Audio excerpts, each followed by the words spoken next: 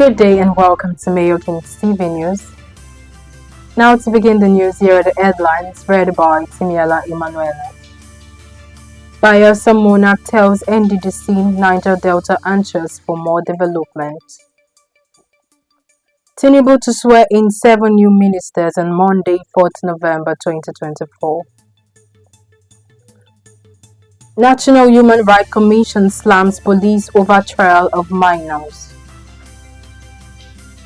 Police arrest 130 Chinese and Nigerians for alleged cybercrime in FCT. On the business news, Nico urges Nigerians to patronize locally made products. On the foreign scene, angry reactions against Spain's king as flood hits Valencia. On the world of sports, Super Eagles open camp for Benin Republic clutch November 10th. Now the news in full. A traditional ruler in Bayelsa State, David Amakiri, has told the management of the Niger Delta Development Commission, NDDC, that the Niger Delta people are anxious for more development. This came as he applauded the NDDC for executing many development projects in communities across the Niger Delta region.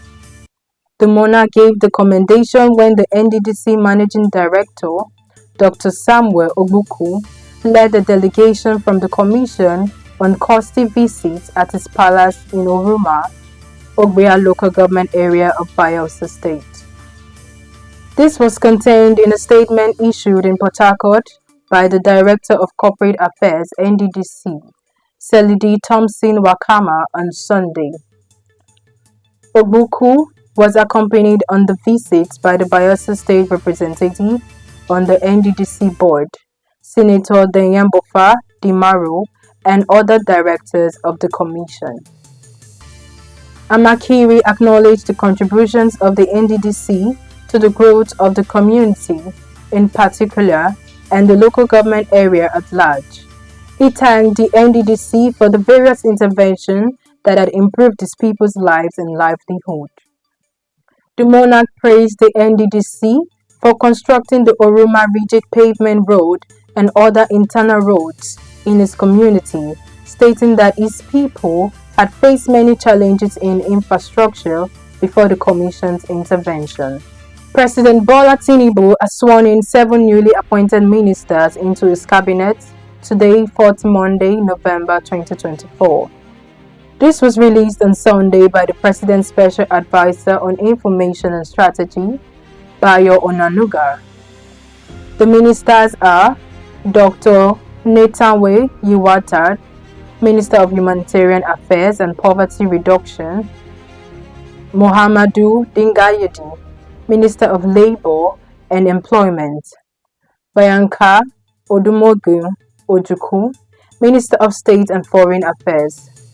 Others are Dr. Jumoke Oduwole, Minister of Industry, Trade and Investment, Idi Maha, Minister of Livestock Development, Yusuf Atta, Minister of State, Housing and Urban Development, and Dr.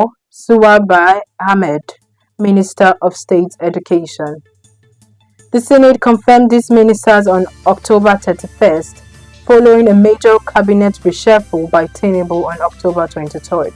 The reshuffle saw 10 ministers reassigned to new portfolios, 5 were discharged, and 7 new nominees were submitted for Senate approval. The National Human Rights Commission (NHRC) has condemned the treason charge the Nigerian police force entered against minors that were accused of participating in the recent End Bad Governance protest that held across the country. The rights body, through its executive secretary, Toyin Ojukwu San, maintained that the legal documents of the minors for allegedly attempting to overthrow the government of President Bola Tinubu clearly breached a plethora of national, regional, and international laws. While commending the Attorney General of the Federation and Minister of Justice, Prince Lateef Fagbemi San, for asking the police to transfer the case file to his office for a review.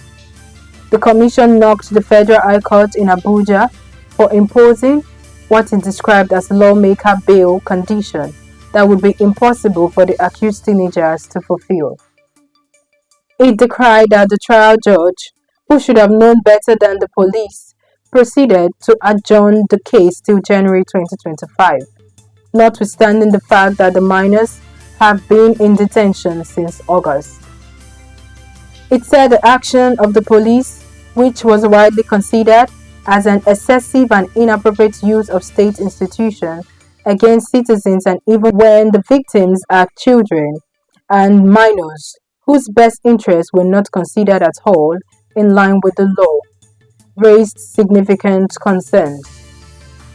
More so, the Commission stressed the importance of ensuring that legal proceedings align with children's rights as proceeded under the Nigerian Child's Rights Act in 2003, the Administration of Criminal Justice Act 2015, ACJA, and some regional and international legal frameworks, including the African Charter on the Rights and Welfare of the Child and the United Nations Convention on the Rights of the Child, CRC. The NHRC said its criticism mainly centered on insensitivity of the prosecution and the courts for the lack of humanity, accountability, and impunity in the application of the law to the children. The severe nature of the charges, the lawgiver bail condition, and the potential for the psychological harm such impunity in actions might cause minors, bearing in mind that they have procedures for the treatment of the underage, even when they come in conflict with the law.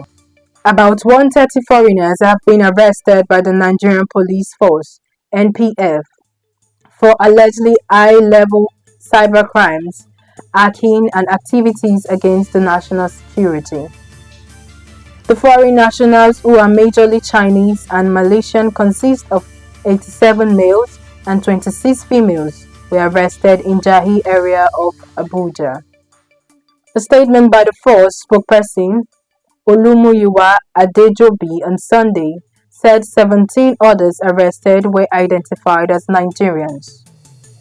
According to the statement, the strategic operation was conducted through a coordinated raid on a building at the next cash and carry area of Jahi, Abuja, where the suspects were reportedly using computers and other sophisticated devices to facilitate criminal activities. The operation, which was led by the Assistant Inspector General of Police for Zone 7 Headquarters, Abuja, AIG Bennett Igwe, on Sunday, 3rd November 2024, comprised officers of the Nigeria Police Force Zone 7 Command, Abuja, and the National Cybercrime Center, NPF, NCCC.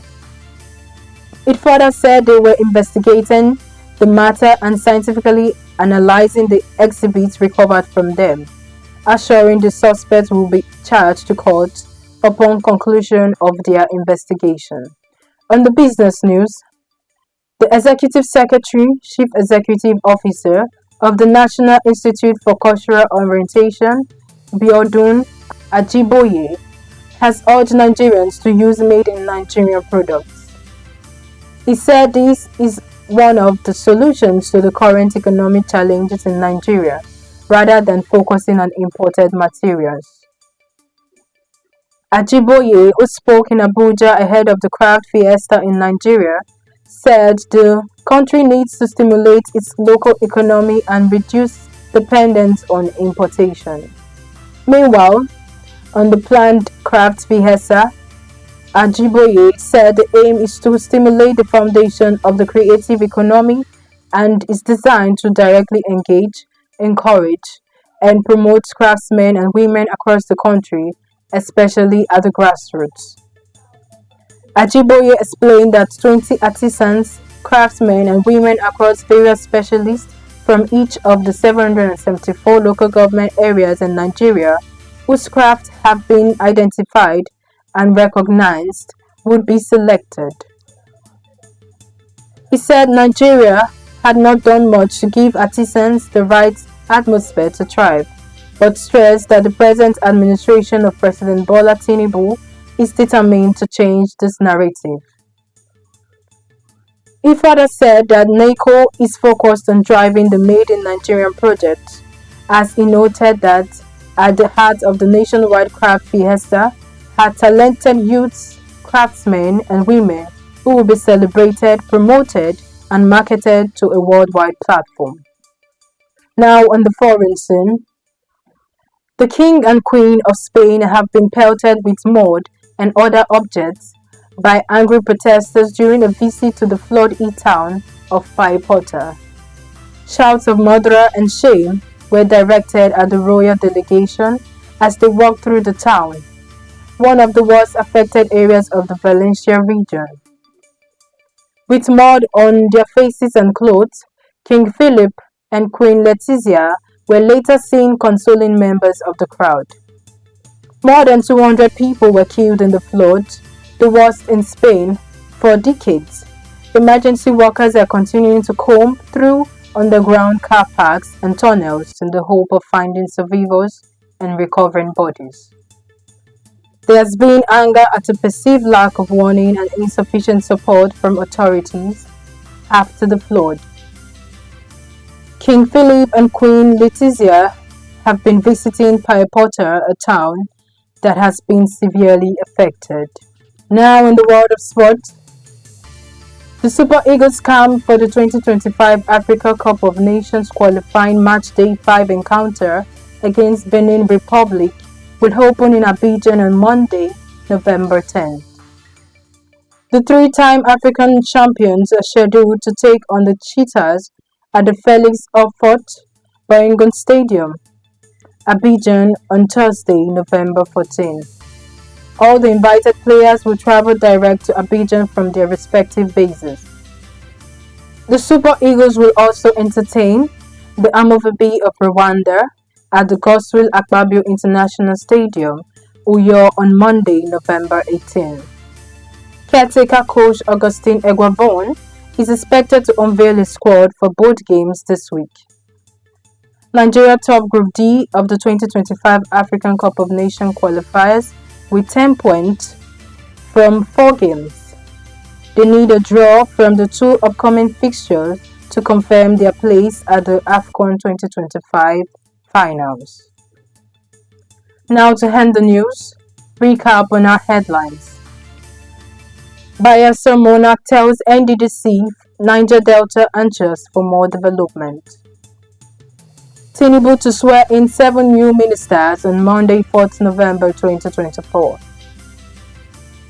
National Human Rights Commission slammed police over trial of minors. Police arrest 130 Chinese and Nigerians for alleged cybercrime in FCT. On the business news, NICO urges Nigerians to patronize locally made products. On the foreign scene, angry reactions against Spain's king as flood hits Valencia. On the world of sport, Super Eagles open camp for Benin Republic clash November 10. That's the news is read and edited by Timiela Emanuela. Thanks for watching.